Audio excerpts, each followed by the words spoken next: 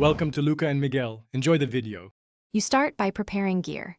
Charge the Godox flash and update firmware if available, because reliable power and firmware avoid communication errors. Once done, slide the flash onto the camera hot shoe and lock the release. You need a secure physical connection for signals to pass. Make sure the camera is in manual or TTL mode depending on your workflow, which determines whether you control output or let the system meter automatically. Now you configure communication. Set the Godox to the same mode you chose on the camera: TTL for auto, M for manual control, HSS for high-speed sync, because mode alignment prevents misfires. Next, match the radio channel and group ID on both devices when using Godox wireless, and if tethered, verify the camera recognizes the flash on the hot shoe. Then set sync speed and apply flash exposure compensation to balance ambient light. Finish by testing and fine-tuning.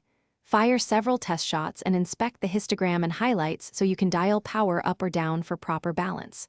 Once satisfied, tweak zoom, tilt, and any modifiers, grids or softboxes, to shape light where needed. If the flash won't fire, check contact pins, confirm matching channels or group ID, verify battery level, and reflash firmware if necessary. These checks solve most connectivity problems. Thanks for watching and please subscribe. It's the best investment you'll ever make.